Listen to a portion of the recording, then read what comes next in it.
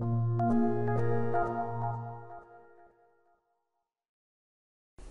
there, thanks for joining me. In this video, we'll take a look at the new Perspective Guides in Corel Painter X3. Perspective Guides are really cool because it will allow you to draw artwork more realistically by having these perspective guides that you can follow. And it's a really easy feature to use. All you have to do is go down here in your toolbar and click on the Perspective Guides button. And to turn your perspective guides on and off, you can click this little on-off switch here. You can see they turn on and turn off. The easiest way to get started with these is to click on the preset button and choose a preset. So right now I'm using a 2-point general composition, so I have 2 perspective points, and I just hit tab on my keyboard so that I can see these perspective points because they're kind of off to the side here. I'm going to hold space on my keyboard and pan my page, and then hit tab again, and we can see where this perspective point is. So a perspective point is essentially a point where everything kind of converges visually, and when you're looking at things, the further away they are, the smaller they get. That's probably the easiest way to put it. And so these perspective points kind of represent that point. Now you may be more familiar with this type of perspective, and I'll go ahead and make this a little bit brighter so that you can see.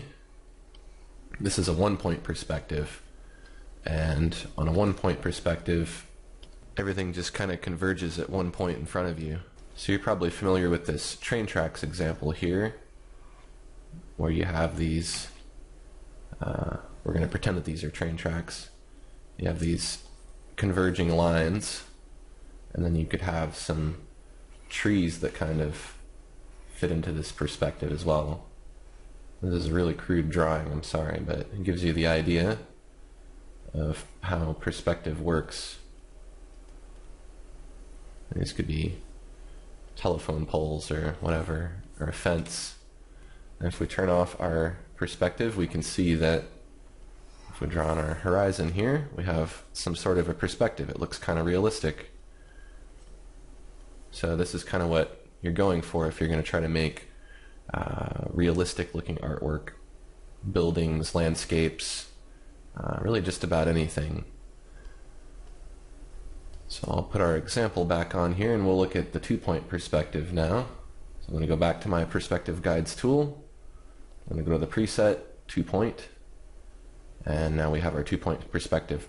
So when I made this, I really just made one tree and then I duplicated it a few more times and then scaled it a little bit.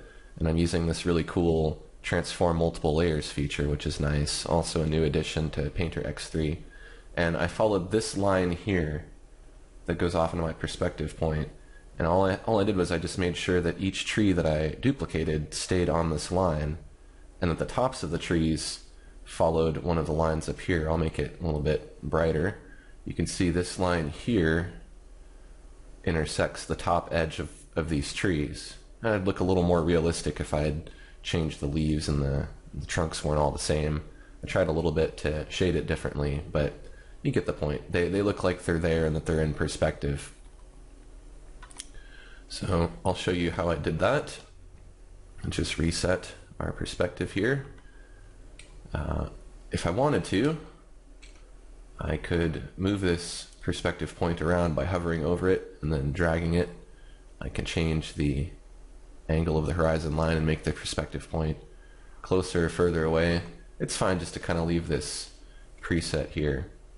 So I established where my horizon line was in the painting when I painted it by painting the background. I kind of just painted the background first before I really tinkered around with this perspective tool.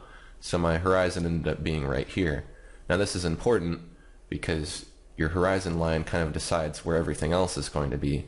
The horizon line more or less represents your eye line. So if you're standing in this composition, let's draw you here. You're standing here, and these are your eyeballs. You're a stick figure, like so. So most of the time, the horizon line is eye level with you. Now, you can change that in a painting, and you can really do whatever you want with perspective. And you could have a person who's crouched down and their eye level is here because they're crouched down, or maybe they're shorter. So the eye level is kind of relative to the person viewing the painting, and that doesn't mean if you're sitting across the room looking at the screen.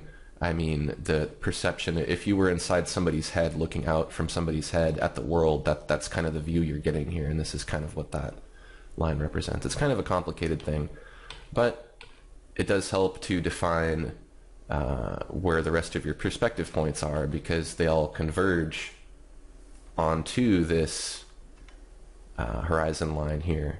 So they all intersect at that point on your horizon line. So that's a very important thing to keep in mind. So when you're drawing your background, the most important thing is that if you're doing a landscape or anything else that really has a background, you're going to want to decide, first of all, before you really put anything else in, where's this horizon at? And I really needed to know that before I could correctly place these trees. Now, if I wanted to make these trees look taller, I would raise them above the horizon line more, and then that would give the illusion that the person viewing this painting is a lot lower and the tree is a lot higher compared to the horizon. If I wanted to make the trees look really short, like shrubs, we can even do this as an example here. All I have to do is make it go below the horizon line, and all of a sudden you get this impression that this tree is really short. If we want to make a tall one, we can do that as well. Make a really tall tree that goes above the horizon line, and now you really get the idea that this tree is tall. These are kind of about as tall as we are if we're the person viewing this painting inside of the painting, and they'll kind of follow this line. So you don't have to keep all the trees the same level. They can of course be bigger and, you know, shorter and squattier, however you want them. What's important is that you kind of more or less have everything kind of get smaller as it goes into the background. So if I was going to put in something like an addition to this piece, maybe I want to put in some river or something, I can do that. Before you can draw, you'll want to either enable or disable perspective guided strokes depending on what you want to do.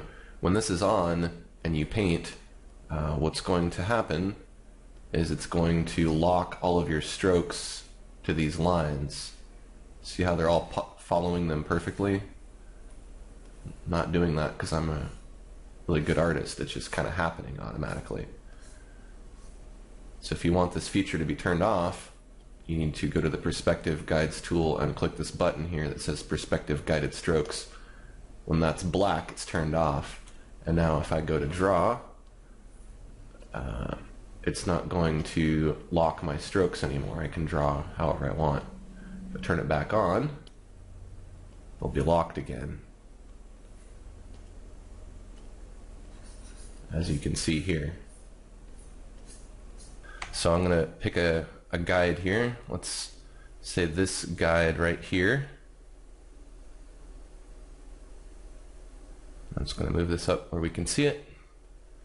I'm going to follow this guide. This will be one side of my stream. I'm going to follow this other guide here. And then I could go and, of course, fill it in. Then I would have this stream that looks like it's going off towards the other perspective point off to the right.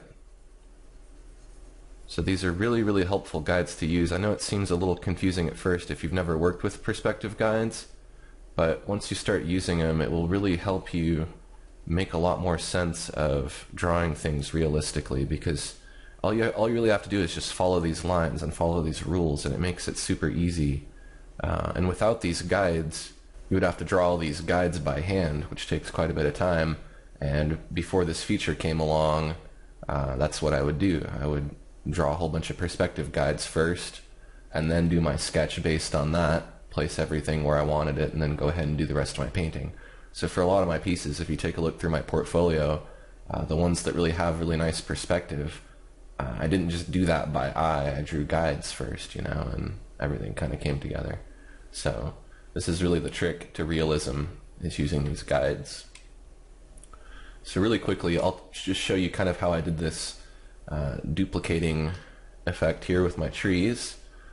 Let's just delete a few of these trees. Take them out of the picture.